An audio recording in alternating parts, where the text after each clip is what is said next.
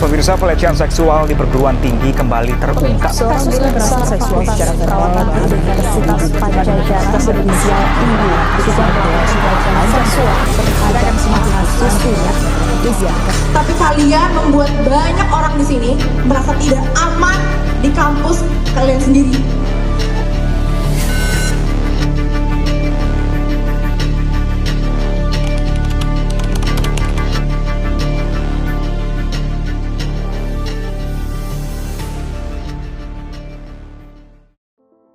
Bayangin, kampus yang seharusnya jadi tempat aman belajar malah jadi tempat pelecehan seksual. Baru-baru ini FHUI dihebohkan dengan kasus pelecehan seksual melalui private chat yang tidak pantas. Pelecehan tidak termasuk tentang fisik. Chat atau ucapan yang merendahkan juga termasuk kekerasan seksual dan melanggar hukum.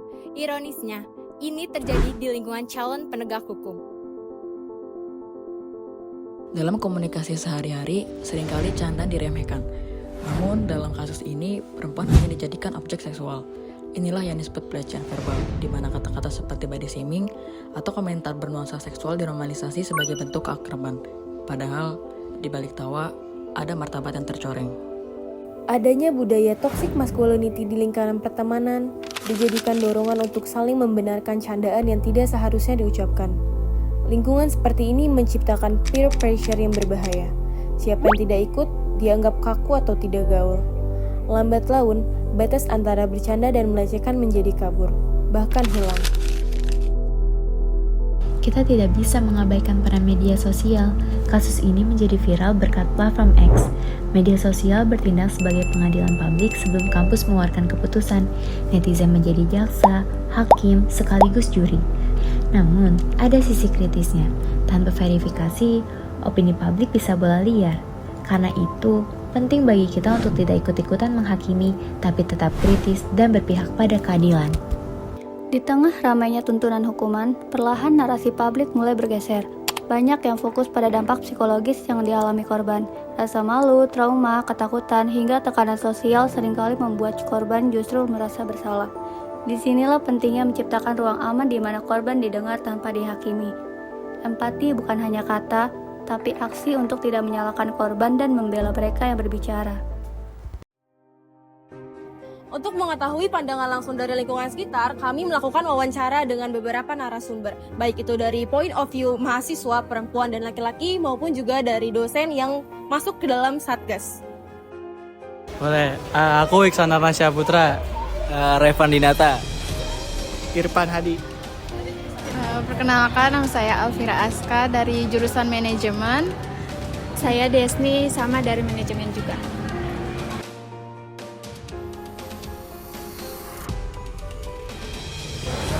Pasti ada nggak sih?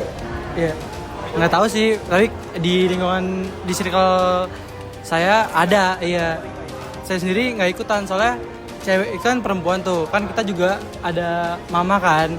Nah mama tuh kayak udah ngelahirin kita susah payah. Jadi tuh kayak kita merasakan jangan sampai ikutan lah. Ya.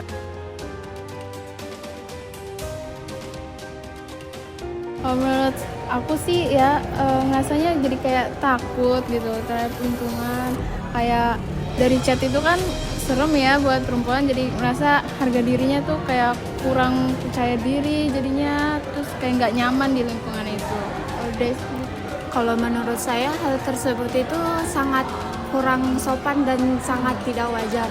Nah, apalagi zaman sekarang kalau itu dibiarin bakalan dinormalisasikan dan membuat para perempuan pasti bakalan takut. Padahal sebagian orang menganggap kalau kampus itu kayak tempat yang aman buat berlindung kayak gitu-gitu.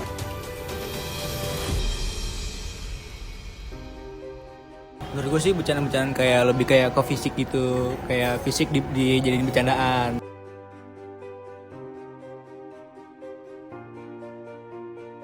Menurut aku jadi di kampus tuh jadi nggak aman gitu ya, karena kan di kampus ini kan kita kan nyari ilmu untuk kayak bersosialisasi dengan yang teman-teman yang lain. Kalau misalnya sama lawan jenis ya kurang apa ya, maksudnya tuh kayak nggak aman buat diri kita tuh nggak bisa bersosialisasi, jadi buat kayak berteman jadi kayak kurang takut. Iya pasti nggak nyaman sih, apalagi kan kita kesini kan buat nuntut ilmu. udah beredar kayak gitu kan kita jadi takut, kayak ngerasa kampus tuh sekarang nggak nyaman lagi gitu. Pandangan kita jadi berubah, yang seharusnya kita bebas di kampus kayak menyuarakan apa-apa, tapi sejak ada peristiwa itu kayak jadi takut, lebih lebih hati-hati. Iya, lebih hati-hati deh ke lingkungan sekitarnya gitu.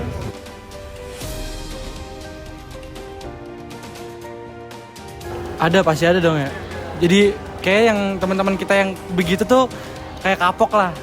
Kayak takut, iya lebih takut kayak ada yang cepuin atau nggak, ya emang harus dicepuin sih ya. Harus dicepuin, jadi kayak dia lebih aware aja sih sama sekitar.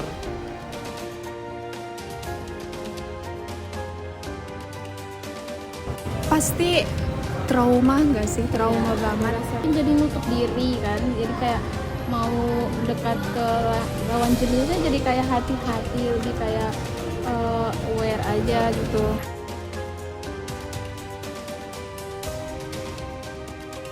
Jangan pada kayak gitu dah. Pokoknya apalagi kan nanti kan lu misalkan lu punya anak atau lu punya istri atau lu punya kakak yang punya kakak perempuan, anak perempuan, lu pasti bakal ngerasain banget sih anak lu digituin. Jadi pokoknya lu harus mikir ke depannya lah, dampaknya apa, efeknya apa, gimana, pokoknya ya gitulah.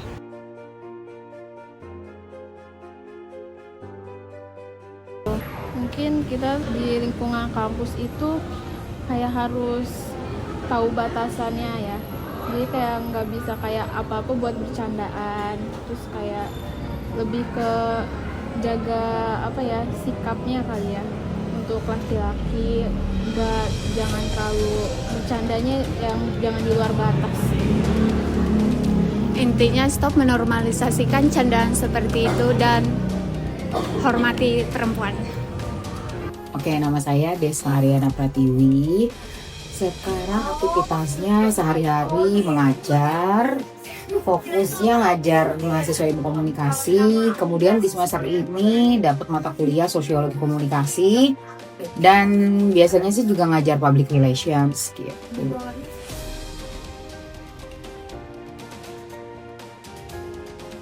Oke, jelas kalau misalkan kita lihat dari perspektif komunikasi gitu ya, itu betul-betul menunjukkan adanya kegagalan etika komunikasi di ruang digital. Artinya apa?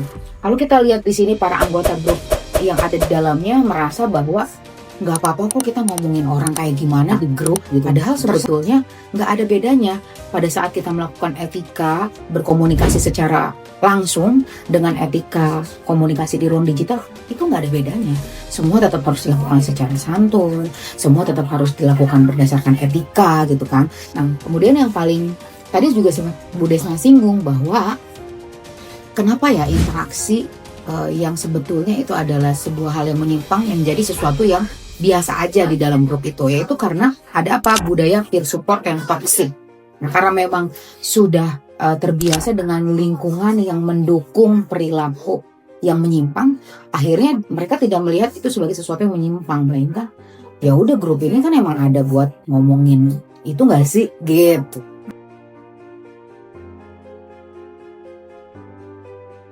Jadi kampus tentu sebagai institusi pendidikan, kemudian kalau misalnya mahasiswa tidak berperilaku baik, ya tentu itu akan bisa mencoreng institusi itu sendiri.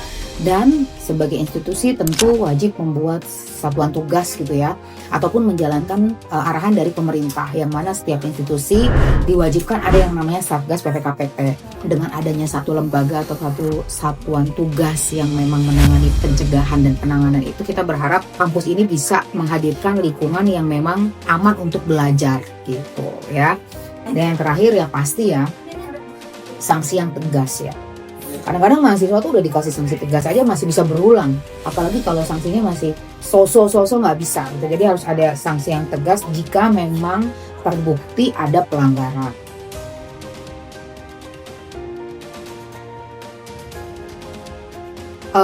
Peran media sosial mesti karena karakteristiknya itu adalah bisa memberikan kecepatan informasi, menyebarkan informasi dengan luas dan juga dengan cepat gitu ya, maka ini akan berdampak pada viralitas informasi ini.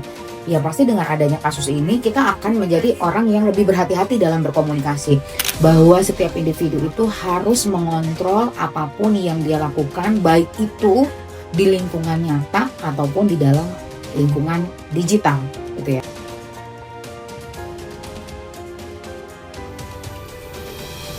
Jadi intinya mahasiswa komunikasi, nggak hanya mahasiswa komunikasi sih, semuanya gitu ya.